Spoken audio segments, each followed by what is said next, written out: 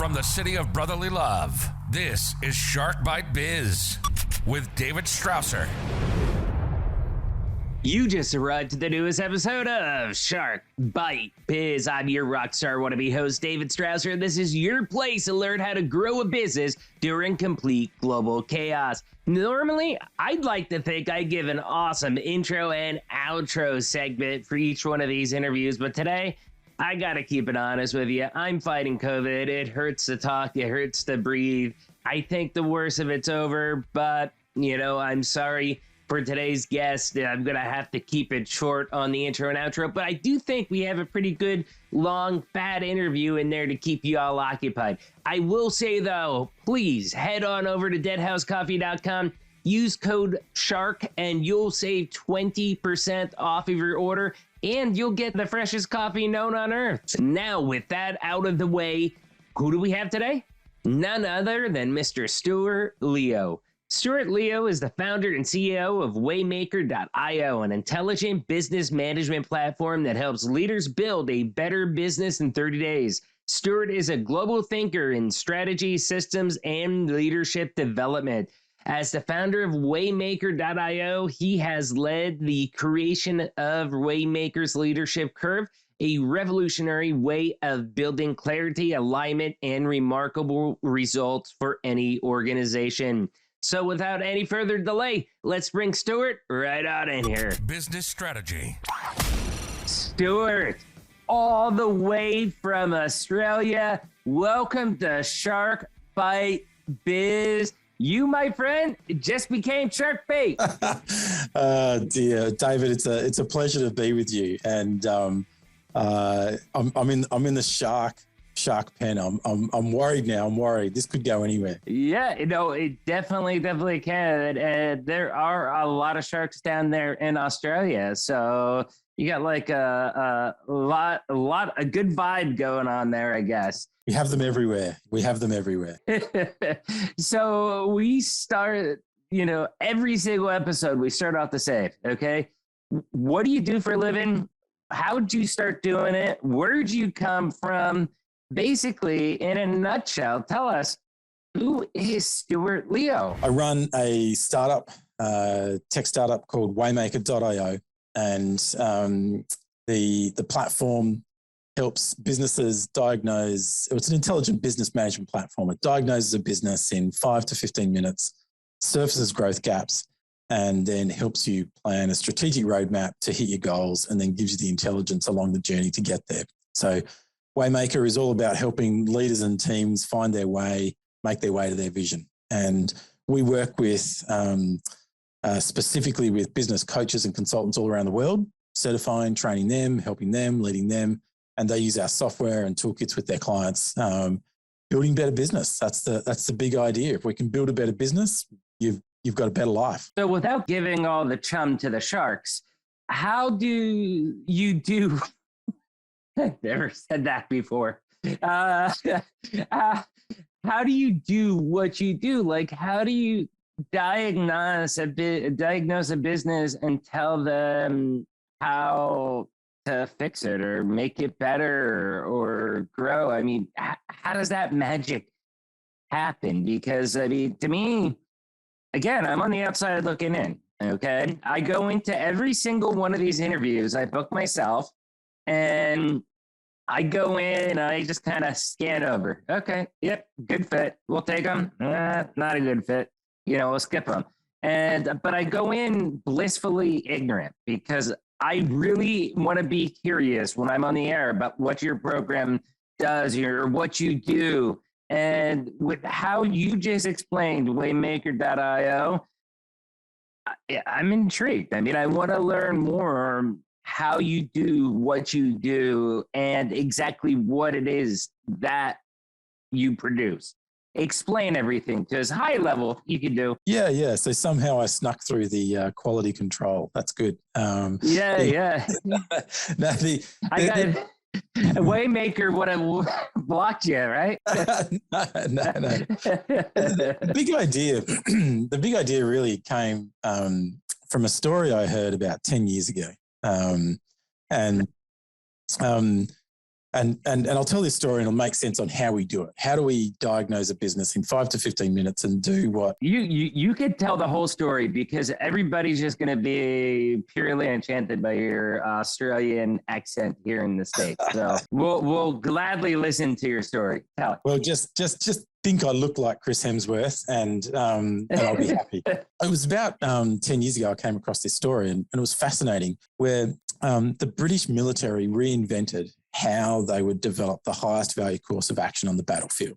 And they did it in a brutally simple, really powerful way that has been phenomenally successful. It transformed the way their forces act and perform in the theatre of war. And it came about like this. In the late 80s and 90s, the world was in a Cold War and we were ending a Cold War, although sometimes today it feels like we're back there, but hey, back then we were. A lot of people say it's like Cold War 2.0 right now. That's right. And as Eastern Europe was falling, the walls were coming down, the Iron Curtain, if you remember that term. And I was at school when the Berlin Wall came down and the USSR was fragmenting back into its individual states. The Cold War was ending, and the British military had known a traditional enemy for a very long time. It was a traditional enemy that wore a uniform, that was different types of states, that you could point a missile at and knew who you were kind of competing with. Had hierarchy. It generally followed some rules. But in the late 80s, early 90s, the world was shifting geopolitically. It was moving from a Cold War to a hot war. The focus was shifting from Eastern Europe to the Middle East. And in that hot war, there wasn't really all the same structures and traditions of the Cold War. So you didn't have a traditional enemy. In fact, it wasn't really even an enemy of state. It was ideology. Well, for a while, they kept trying to blame Iraq. That's right. Yeah.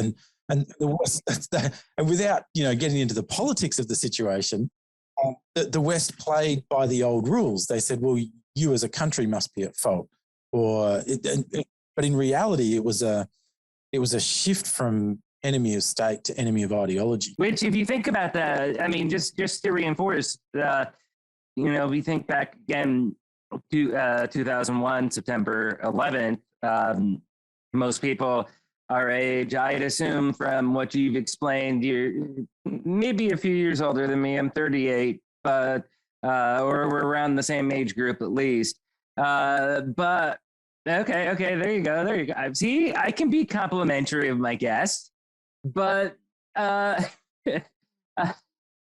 so with that though, I mean, it was kind of like, hey, you're with us, or and I'm explaining this for some of the younger executives out there that I guess you would call an old millennial. So I lived through this stuff. I remember it. I was 17, 18, 19 at the time. It was you're with us or you're against us. And basically Bush at the time said that, hey, Iraq, Afghanistan, and North Korea, or maybe Iran was thrown in there. But I mean, they were like the 3 or 4 targets.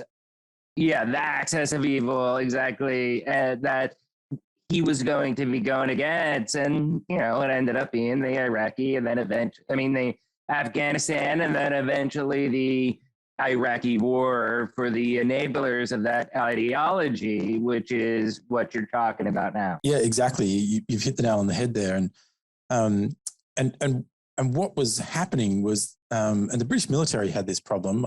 I don't know if it followed through with the US as well, but in a traditional environment, which you've had this for 100+ years, you build up ways of working, strategic decision-making.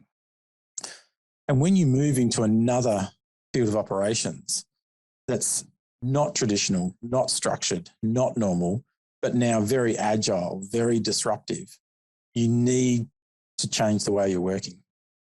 And so the ways they weren't working. The strategic decision-making processes in the theatre of war, on the battlefield, were ineffective.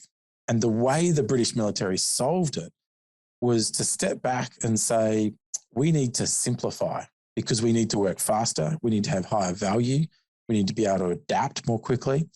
And they developed a framework, a strategic framework they called the 7 questions. And they said, if you ask and answer these 7 questions on the battlefield, you will develop the highest value course of action. Now, I'm not a whiz, but I kind of get the vibe that you're setting me up to ask you, well, Stuart, what are the 7 questions? Yeah, and I will tell you in a moment. And the effect, before I tell you what they are, I'll tell you about the effect that had. It took leadership teams and guys on the ground from working through clumsy and cumbersome planning processes into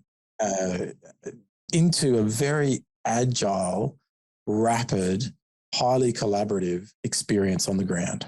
And it decentralized. It allowed the people on the ground with the information at their fingertips to make great decisions. It flattened the organization. It created a language that from generals to privates you could ask and answer. So it meant that we were using a common language now for strategic decision making. And the effect it had was transformative to developing highly agile operations on the ground. And so the British military 7 questions. I do got to make a comment, though. You said that you weren't sure if, for example, the British military and the U.S. military, for example, had that same issue there. Our answer when that shift happened was just, we'll just attack everybody. I mean, they went throughout the whole Middle East, it seems. I mean, that's pretty much what they did. So I'm not a huge fan of that. I wish they adopted. I think, though, they have adopted, from what I understand of how the military works, it does sound like they've adopted more of a localized type of agile method for wherever they're operating from, which has pros and some cons, because, I mean, you saw some atrocities that happened at the hands of some U.S. people that were sometimes, localized command, not centralized command making those decisions, and, some big bloopers happened. Absolutely. And I think the key insight, the key learning was that as the world changed, some of the leadership and management practices that were at play needed to change. They didn't work in this world.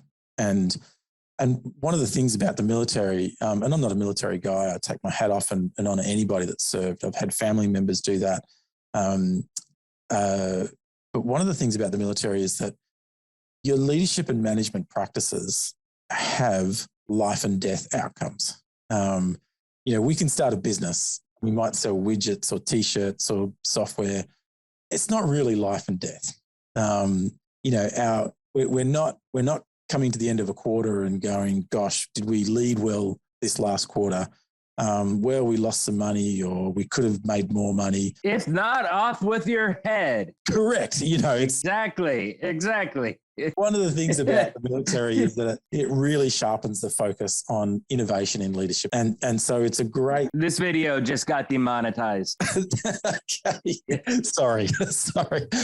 No, I'm kidding. It was my fault. It was my joke. And so... No, we're good. Keep going. Okay, so I'll get back to answering your question. So by 2002, the British military had institutionalized these 7 questions. It was transformative to the way they were executing on the ground. And still to this day, if you're learning how to do strategy and command, you're learning these 7 questions. Well, I was, in my life at that point, I was just coming out of corporate experience for the last 10 years.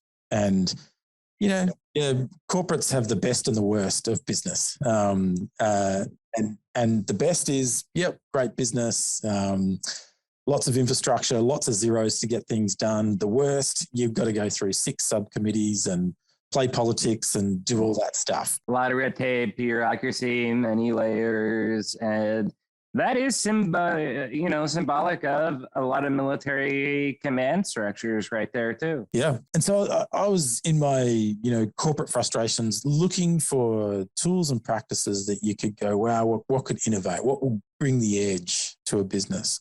And I came across this story from the British military and was like, wow, that'd be really cool. Imagine if you could do that in a business, because you know what business has gone through is kind of like what the military's gone through. We've moved from the 20th century to the 21st century. We've gone from traditional business environments where you kind of knew what was going to happen. There weren't too many big shocks for 50 or 60 or 70 years until we have gone through 2 decades now of massive shocks every few years, from 9/11s to GFCs to financial crises to pandemics and to digital disruption. How could I forget that? And so business today is disruptive. It's highly disruptive.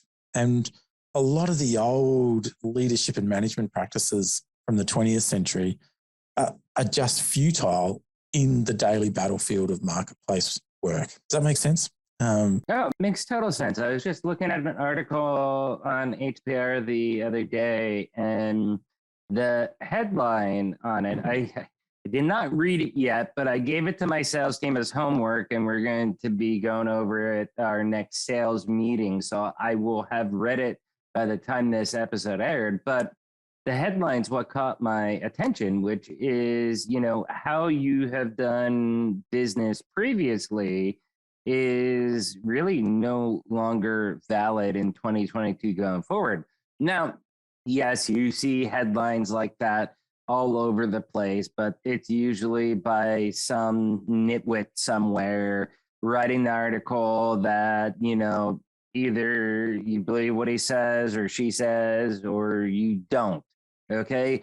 What caught my attention was who wrote the article, and it was, I believe, the author of the Challenger Sale, which is one of the traditional sales methodology books. And because it was written by him, I was like, okay, the head, because usually I'm not just a headline reader. I read a full article. But seeing that headline and then who wrote or co-wrote that article being from the Challenger Sale authors, that's where it's like, okay, this has value in it somewhere.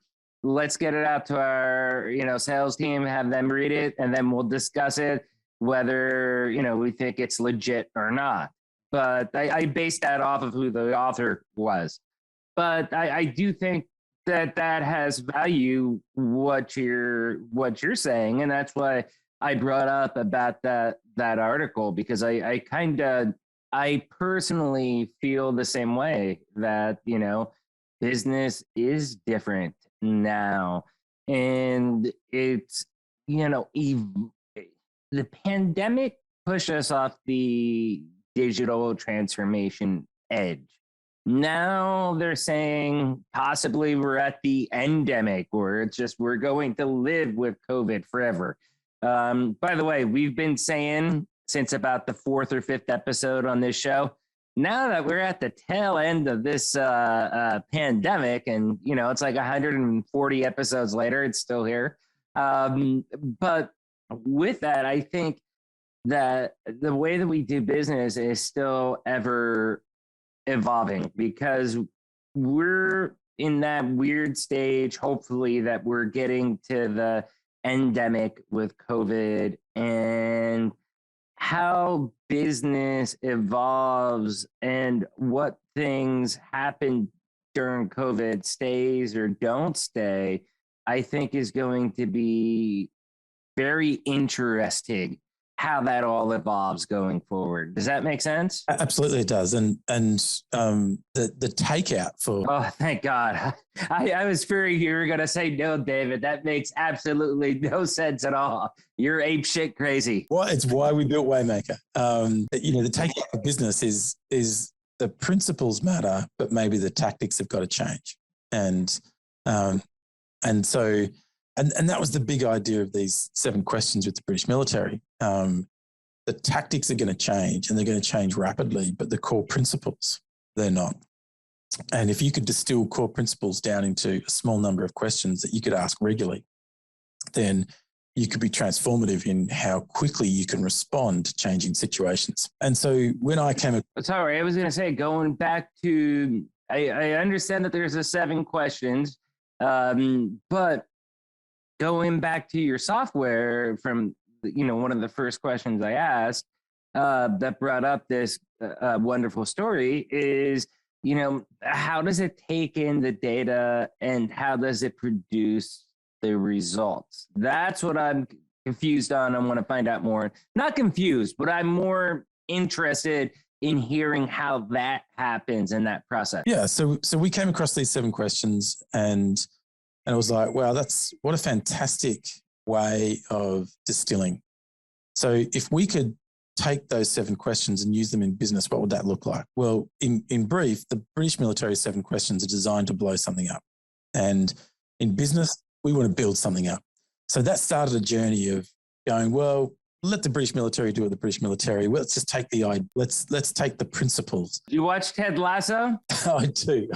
Fantastic. I don't know. The owner of that football club, or soccer, as we call it in America, soccer club, she was pretty determined in trying to blow them up. She probably could have used those British military questions. She probably could have. So we rewrote the questions. We started a journey of going, okay, well, if the British military can do it in military operations, can we little old 1 or 2 people in our little consulting firm rewrite it for business?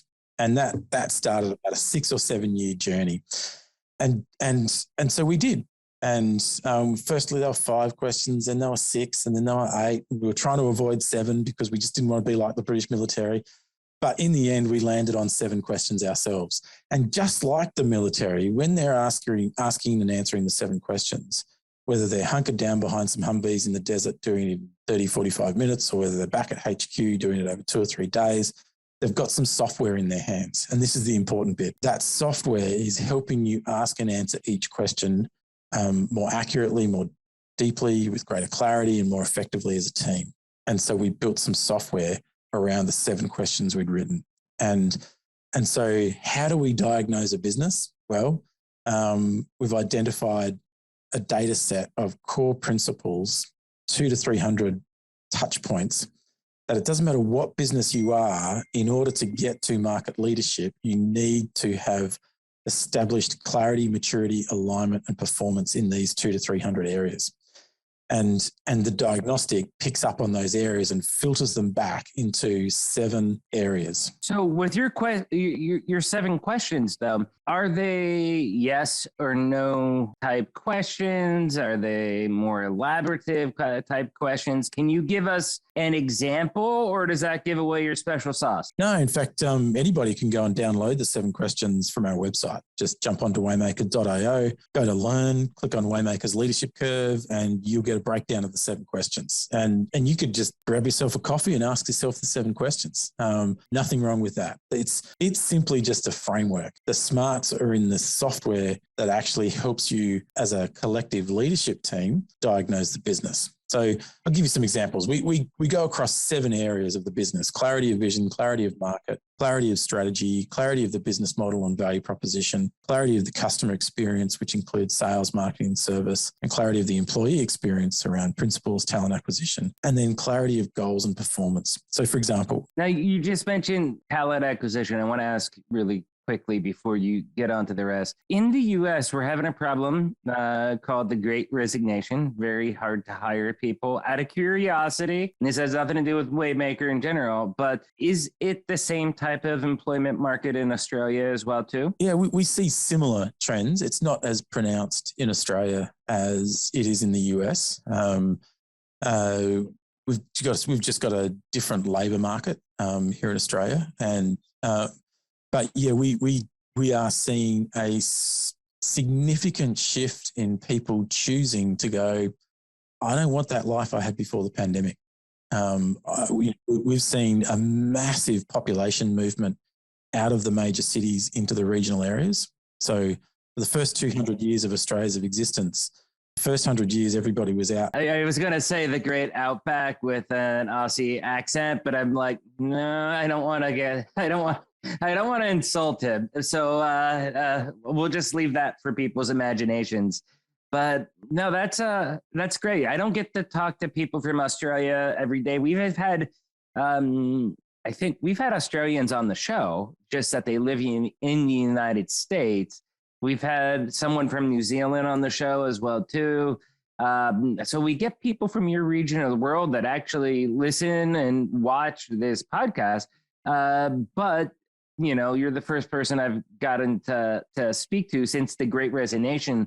And I was wondering if, you know, how global this phenomenon is, because I know it's happening in Canada. I know it's in the US.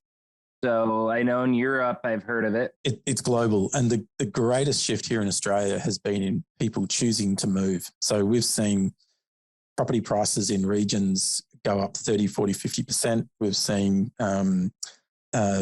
massive amounts of people move out of Sydney and Melbourne, move north to places like where we are, which is a bit like Miami.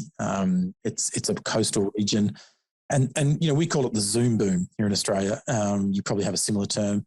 But it's a similar population trend. For example, massive shifts of people out of places like San Francisco and Los Angeles across to Houston and Miami and places where you go. I've even heard of people moving to Idaho. Can you believe that? Idaho. You're from Australia. Have you heard of Idaho? All I know about Idaho is, what was that Keanu Reeves movie like 20 years ago? I'm not that old. I don't know.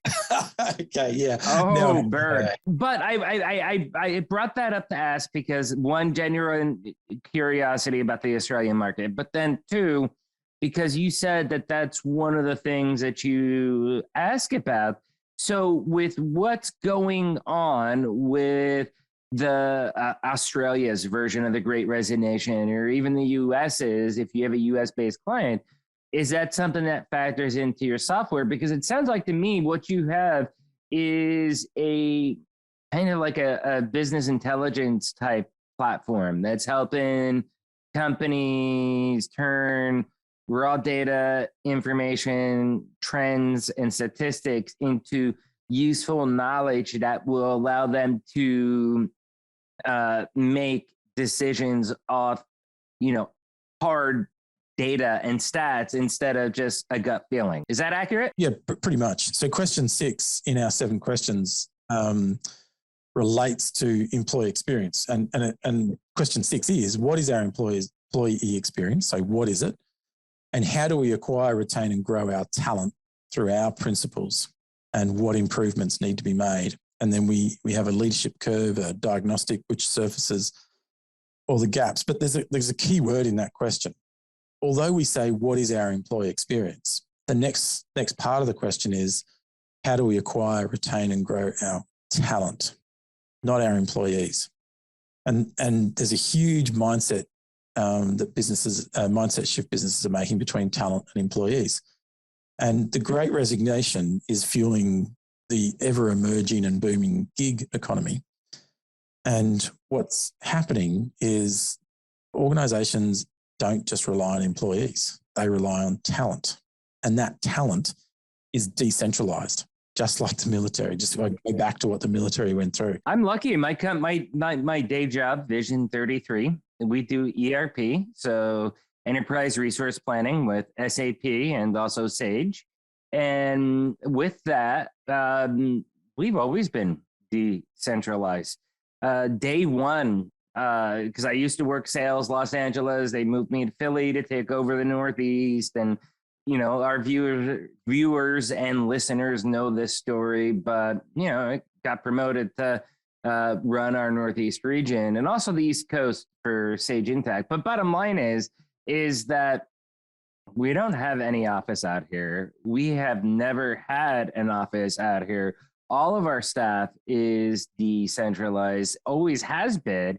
And this is pre-pandemic, which I felt really put us ahead of the curve because we were already doing things like remote implementations and stuff like that pre-pandemic, our competitors really weren't able to do. So they're trying to play catch up on figuring out, how do we do a blueprint, which is a business process review?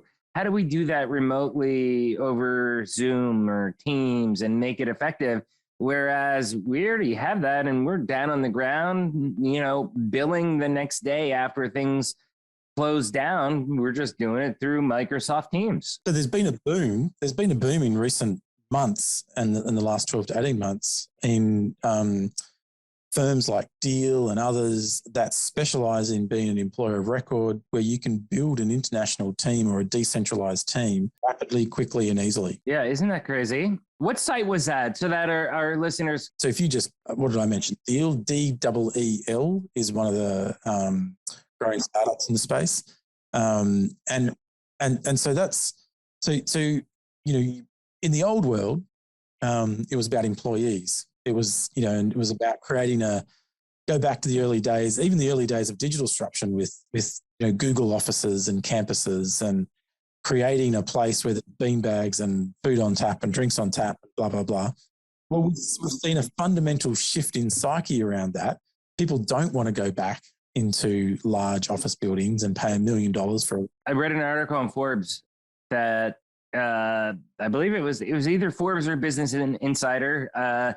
I read a lot of Forbes because I'm a Forbes contributor. So through their Biz Dev Council. So I write on there, I read a lot on there. But it was one of those two about people that have not just 1 or 2 jobs, but 3 or 4 full-time jobs that they're working at the same time. And there are people that are, making $1 million plus a year, base salary, bonuses, all that stuff, working these jobs, and how they're hiding it from other employers. Like there's Reddit threads dedicated to this stuff, like what excuses to give if you're not updating your LinkedIn with the new positions. And it is insane. And these people are, it's not like they're just taking a salary and they're not doing anything, because of the fact that they're able to remote work and the flexible working conditions. Like with me, my team, okay? It's kind of like between 9 and 5, there are certain activities that you can only do, like for example, bank, okay? You've got to do banking for the most part between 9 and 5, okay? Get those activities between 9 and 5 done. Everything else, if it's before 9, after 5, I don't care. As long as you get your time in, your billable hours and everything's on the up and up, I don't care. And it seems like because people are demanding those flexible work hours and stuff like that, that it has allowed people, especially working from home, to take on 3 to 4 full-time jobs. That's insane. Yeah, insanely smart. I haven't read that article, couldn't comment on that, but I will find it for you and send it to you afterwards.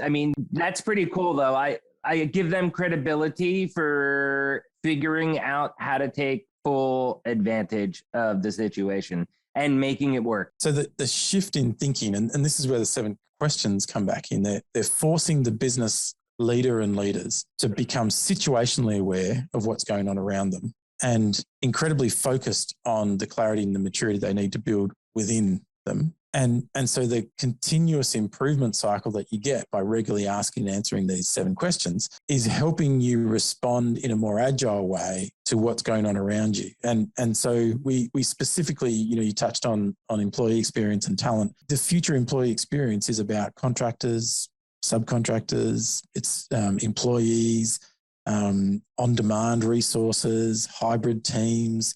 The future company and the future workplace of the world is not what it was 5 years ago. I think in the United States that's true. The gig economy is big, stuff like that. But then you also run into the issue of stuff like, I don't know how your health system is down in Australia. I know how it is in the UK, in Canada, in those places, but in the US, we have this lovely thing called Obamacare. And to be quite honest, it's a hot mess. And, that's where the gig economy, it makes it hard. Unless you're like under the threshold and you can get it from the marketplace or cheap, which you can't always do in all states because it's a state by state thing. It's such a wreck that, like, how valid do you think that is, going to the US versus Australia then? Because I mean, I know that benefits like healthcare, other perks, bonuses, stuff like that. There are things that have a lot of value to many people, and survey after survey in stateside. Yeah. So the difference between Australia and the US in this space is that we have a very different healthcare system. We have a what an American would call an almost socialized healthcare system. It's there's a safety net there, which pushes our tax rates up significantly.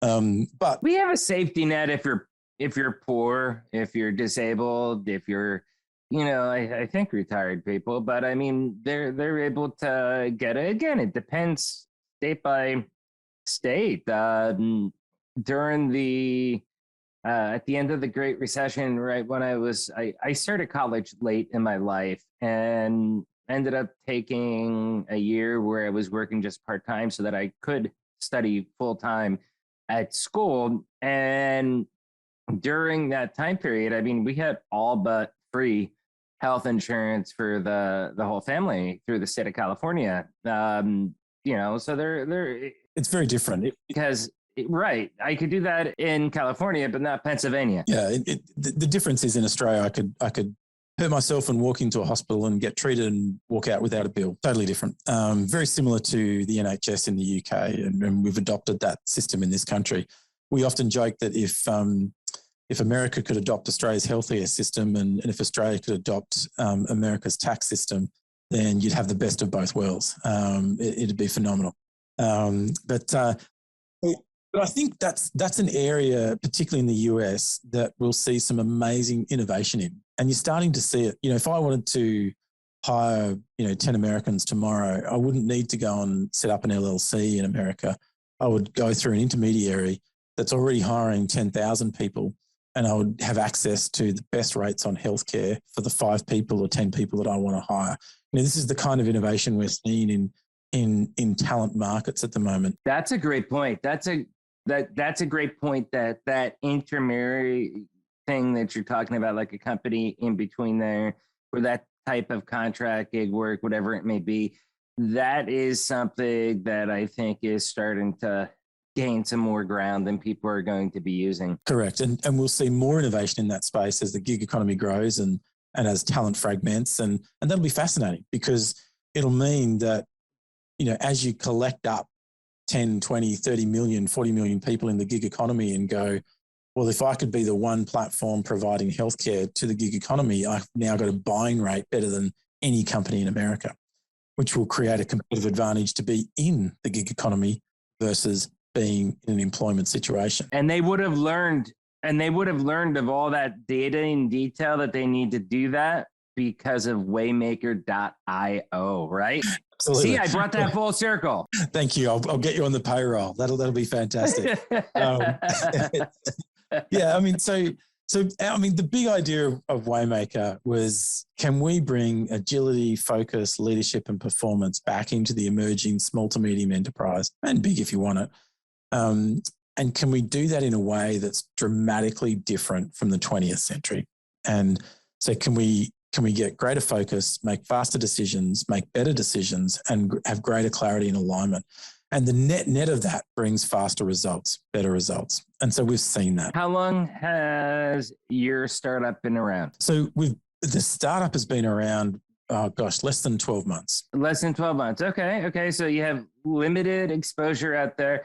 Obviously, a limited amount of base clients. I assume you've sold some companies and you have some companies using it. Give some examples of can you give some specific, like a case study result or anything like that you have about it? Because I think it's really cool what you're doing. Yeah, I mean, so we've now got people using the platform in the United Kingdom, Ireland, Australia, New Zealand, the United States, Canada. So we, in a short time, have, in fact, the majority of our customers are not in Australia. We are a classic digital global business, and and it's very different. And whilst we're a young startup, we were birthed out of a consulting firm that was a 10-year-old consulting firm. And so we've actually used these tools on publicly listed organizations here in Australia, startups, small to medium enterprises for the last 10 years. And it was a moment where, in our Genesis story, where as COVID hit, it was an opportunity for us to say, who are we? Are we a consulting group or are we a technology platform? And that's the moment we decided to jump off our own cliff and become a startup. And so we're actually, whilst we're a startup and we've got people using the platform and it's new there's actually 10 years of R&D sitting inside it. The first diagnostic we ever ran back in 2013. So I've seen publicly listed organizations grow phenomenally through it. I remember working with a client, and I'll keep names out, but one of the things we do is we help organizations slow down to speed up. The art of that is, as you work through the 7 questions, you're developing options. And so by question 6, there might be 10 or 20 or 30 things you could do to improve the business. But you don't want to do all of them. In fact, PwC, PricewaterhouseCoopers, in their State of Strategy report, they talk about more than 3/4 of executives have identified that they're working on too many initiatives in order for the organization's strategy to be effective. So put that in layman's terms, you're multitasking. You're doing too many things at once. You've actually got to slow down to speed up. And so question 7 in our framework, 7 questions, literally ask the question. Once you've been through 6 questions and there's maybe 50 things you could do, it says what 1, 2, or 3 things that, if delivered in the next quarter or half, shift the needle on the organization. And there's some key words in there: 1, 2, or 3, preferably only 1 or 2, and delivered. Not planned and scheduled, but actually delivered. Working MVP 1.0, 1.1 version in the organization. And what will shift the needle on the organization. And it forces the leaders of that organization to step back and go, okay, let's just focus. Because if we can pick the highest value things and deliver them, then we're going to get traction. B, we're going to get clarity. And C, we're going to get market feedback on the things we've delivered, and we can continue to innovate and improve. And that's transformative. I remember dealing with a reasonably large group, 100 to 150 employees. That's big in Australia. It's small in America. Oh, believe me, I know. I got hooked on a YouTube binge on Australia's version of Shark Tank. And yeah, I learned all about your business market. And it's very good. I actually like the Australian version better than I like the American version. Not really sold on the UK version of Lion's Den, I think it's called. I don't like it that much, or Dragon's Den, I forget, something like that. But the Australia version, it is hot, and there's a lot of creativity down there in Australia. Yeah, and I think that's a character trait down here, down under, is where we're at the arse end of the world. Can I say that? Where you just did? We probably got demonetized, like 7 times already through this episode. Where it's hot. If the heat doesn't kill you, if the sharks don't kill you, and if the spiders and the snakes don't kill you, then you're doing really well. And so there's a lot of creativity and innovation down here on doing new stuff. Living is surviving sometimes. I joke. It's actually an amazingly beautiful place to be. Oh, I just wanted to say, this has been a great conversation. We are out of time right now. I've got to ask you, though, did you have fun? Yeah, it's great. Thank you so much for having me. Oh, you're welcome. How can people find out more about you and also find out more about Waymaker? Yeah, so for me, best place to hit me up is on LinkedIn. Just search Stuart Leo, Waymaker. You'll find me, connect with me, and I'm pretty responsive. I'm probably on other socials, but I'm a terrible neighbor on other socials. You're probably, so you don't know. Probably, yeah. I don't think I've tweeted in years. So connect with me on LinkedIn. Visit waymaker.io. there's a 30-day free trial. If you're a business leader or owner and you want to find maybe some answers and go, how can I find that breakthrough growth? Just take our free diagnostic. It's free for 30 days. Jump in and do it. If you're a business coach or consultant, awesome. Yeah, check out our partner program. But we'd love to see you on the platform. Reach out and say hi. David, been a pleasure. Thank you so much for having me on the show. Oh, no problem. Everybody, please make sure you check out waymaker.io. I am going to put the link down below in the description. You all know that by now. Stuart, from the land down under, thank you so much for coming on. We're huge Crocodile Dundee fans here. Pleasure heaps. Thanks so much. Thank you. Cheers. Bye-bye. Wow, that was an incredible chat with Stuart, right? First, you all know the routine. If you found this interview helpful, if it gave you the warm and fuzzies, do me a favor, hit that like button, smash that subscribe button. But if you really want to help us out, please share us out to all your friends, your neighbors, your colleagues, your family, anywhere you dwell on the interwebs. We'd really love to help get Shark Bite Biz out there, and would love nothing more than Stuart Leo and Waymaker.io to be out there trending on the interwebs. Again, I want to be keeping the outro minimal as I deal with COVID. I don't know if you all can see it, but I feel like a hot mess over here. So I will only make one short comment about this interview, and it was I was really intrigued by the steps that the British military discovered that led to better high-value leadership. It's a really cool story, I think, for all those history buffs out there, but also people looking to build up their leadership skills. I mean, a lot of leadership comes from places like the military, those philosophies. It comes from the top down. So anyways, awesome stuff, Stuart. Thank you so much for coming on and sharing about what you are doing with Waymaker.io. Question of the day: how did you find your magic recipe to develop your leadership? Please leave a comment. Remember, if you want to be in the show, interviews at sharkbitebiz.com. Watching on YouTube, hit the join button for $3. You can become a baby shark, or head on over to deadhousecoffee.com. Use code SHARK. Get 20% off your fresh coffee order. We'll get all the proceeds to continue making this show the biggest and best we possibly can. I'm David Strausser. This is Shark Bite Biz, and we'll see you next episode. Hopefully COVID-free. Ciao.